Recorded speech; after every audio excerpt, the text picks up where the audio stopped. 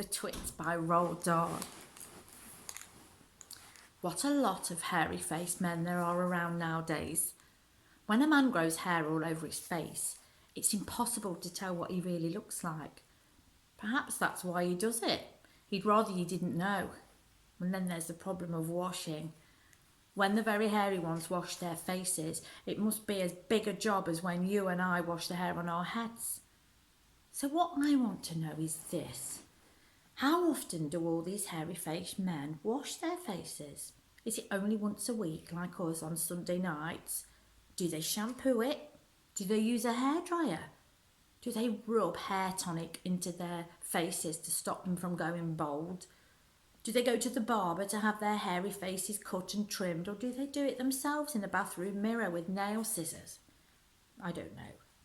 But next time you see a man with a hairy face, which you will probably be as soon as you go out onto the street, maybe you'll look at him more closely and start wondering about some of these things.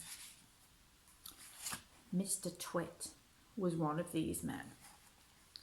The whole of his face, except for his forehead, his eyes and his nose, were covered in thick hair. The stuff even sprouted in revolting tufts out of his nostrils and ear holes. Mr. Twit felt that this hairiness made him look terrifically wise and grand, but in truth he was neither of these things. Mr. Twit was a twit. He was born a twit, and now at the age of 60, he was a bigger twit than ever. The hair on Mr. Twit's face didn't grow smooth and matted as it does on most hairy-faced men.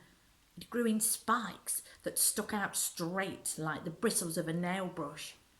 And how often did Mr. Twit wash this bristly, nail-brushy face of his? The answer is never, not even on Sundays. He hadn't washed it for years. As you know, an ordinary unhairy face like yours or mine simply gets a bit smudgy if it's not washed often enough, and there's nothing so awful about that.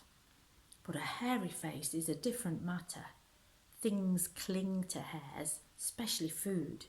Things like gravy go right in among the hairs and stay there. You and I can wipe our smooth faces with a flannel, and we quickly look more or less all right. But the hairy man cannot do this.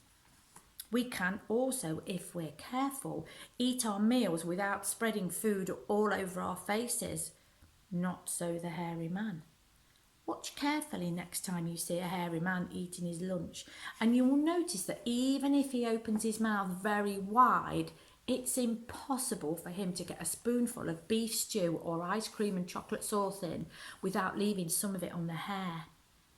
Mr. Twit didn't even bother to open his mouth wide when he ate, and as a result, and because he never washed, there was always hundreds of bits of old breakfasts and lunches and suppers sticking to the hairs around his face. They weren't big bits, mind you, because he used to wipe those up with the back of his hand or his sleeve.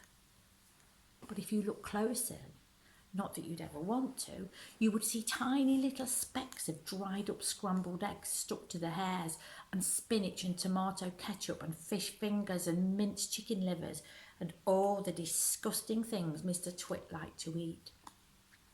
If you looked closer still, hold your noses, ladies and gentlemen.